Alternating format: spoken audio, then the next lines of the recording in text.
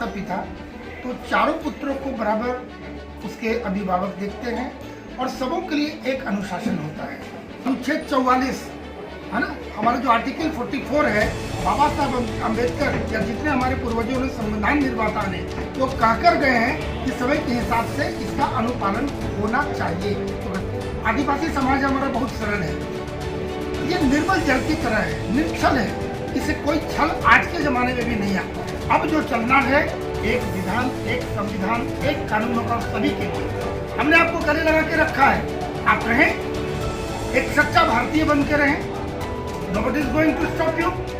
लेकिन ऐसा कैसे कि आप रहेंगे भी और अपना कानून चलाएंगे, हमारी बात नहीं मानेंगे, तो जो मेरे लिए लागू होता है आपके लिए कोई अलग से नहीं होने जा रहा है। आप देख रहे हैं थंडर न्यूज, मैं दीपक वर्मा। पूरे देश में यूनिफॉर्म सिविल कोड को लेकर कई तरह की चर्चाएं चल रही है। कुछ लोगों का ये मानना है कि एक देश एक कानून होना चाहिए, अलग अलग कानून में बटा नहीं होना चाहिए। संविधान मतलब एक विधान, और एक विधान यानी कि पूरा एक देश और एक संविधान होना चाहिए। कई लोगों का, कई संगठनों का मानना है कि अगर देश हमारा है तो फिर हमारा एक ही कानून चले, लेकिन कुछ लोग इसका विरोध कर रहे हैं। इसी बात पर चर्चा करने के लिए आज हमारे साथ हैं स्वामी दिव्यानंद जी। उनसे पूछेंगे और जानना चाहेंगे कि इस पर उनका क्या मानना है। जब ये देश हमारा अपना है तो इसके कानून को मानने में लोगों को क्यों इसमें इतराज हो रहा है? स्वामी जी क्या कहना चाहेंगे इस पर? भारत कोई धर्मशाला नहीं है, तो ये भारतवर्ष है, जिसकी जो मर्जी वो अपना कानून चलाए, ये कैसे संभव है? अगर एक विधान है, एक संविधान है, एक हमारा ध्वजा है, तो कानून भी एक होना चाहिए। मैं विशेषकर मुसलमानों के लिए बोलना चाहूँगा, वो शरिया कानून की बात करते हैं। चलो मैं सहमत हूँ, आप शरिया कानून करो, लेकिन मैं पूछना चाहूँगा उनके धर्मगुरुओं से, जिनके द्वारा इस प्रकार से एक भ्रम फैलाया जा रहा है कि यूसीसी आएगा तो बहुत बड़ा आपके लिए अनर्थ हो जाएगा। क्या हम तो यूसीसी हम अपने संविधान को मानने वाले हैं, हम अपने आईपीसी को मानने वाले हैं, मेरे लिए पर लागू होता है। आपके लिए आप अपनी सुविधानुसार अपना कानून बना लिए हैं। अगर कोई चोरी करता है तो आपका शरिया कहता है उसके हाथ काट दिए जाए। कोई अगर अपना हिजाब नहीं लगाता है तो उसे कोड़े बरसाए जाए। तो चलिए मैं सहमत हूँ, आप शरिया को मानो तो मानो, तो पूर्णतः मानो।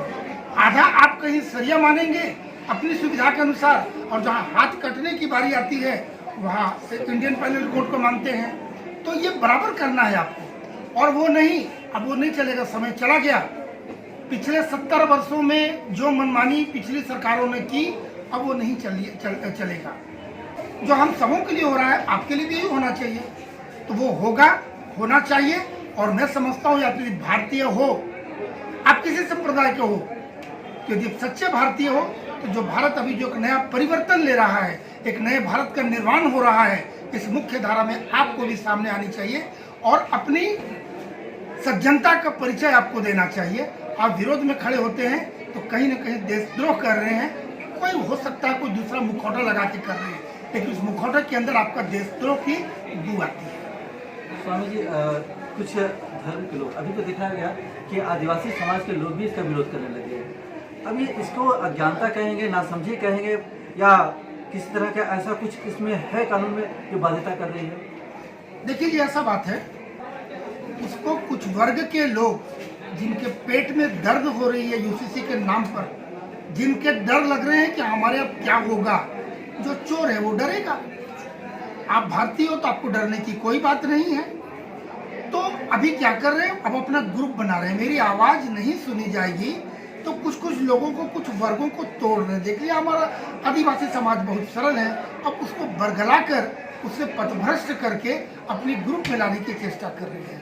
लेकिन आदिवासी समाज ये जानता है कि भारतवर्ष हमारा है, ये मिट्टी हमारा है, और जब हमारा कानून चलेगा उसको लात मार के लोग बाहर करेंगे, उसका नहीं चलने वाला है। आपका मानना है कि यूनिफॉर्म सिविल कोड जो है वह हमारे देश को एकत्रित करने के लिए बनाया गया है और अलग अलग कानून जो है वो बांट दे रहा है? बिल्कुल बटा है। कहने को कहते हैं गंगा जमुनी तहजीब, पर किसने गंगा जमुनी कहा? इसको ये तहजीब दिखती कहाँ है? कैसे गंगा जमुनी बोले? भाई हम एक मंच पे आओ ना, हम एक छत के नीचे आपको लाने की चेष्टा करते हैं, आप अपना रूप धारण करके अलग रहना चाहते हैं। आपको कभी किसी ने नमाज से नहीं रोका, आपको किसी शादी से नहीं रोका। अरे यूसीसी आएगा तो सीधी सी बात है, उत्तराधिकारी की बात है। जो हमारी जो कुरीतियाँ हैं, देखिए हमारे पूर्वजों ने भी कुरीति को बदला है ना। सती प्रथा हमारे यहाँ थे या और कई प्रकार की प्रथाएं थी, उसको तोड़ा है, उसका उन्मूलन हुआ और समाज में आज उसका विकास हुआ है, एक नया समाज। इसी प्रकार से और देखिए एक बात और, संविधान की बात करते हैं तो संविधान की दुहाई तो मैं उनको बताना चाहूँ, आप संविधान की बात करते हैं तो आओ अपने पूर्वजों की भी बात मानो, और नहीं तो आप उसका भी बहिष्कार कर रहे हैं कहीं ना कहीं। इसलिए मैंने कहा कहीं ना कहीं जाने अनजाने आप किसी दूसरे देश में देशद्रोह कर रहे हैं। तो अभी हमारे साथ बात कर रहे थे स्वामी दिव्यानंद जी, जिन्होंने बताया कि अगर एक घर में 4 भाई हो तो 4 भाई के लिए अगर नियम नहीं होता है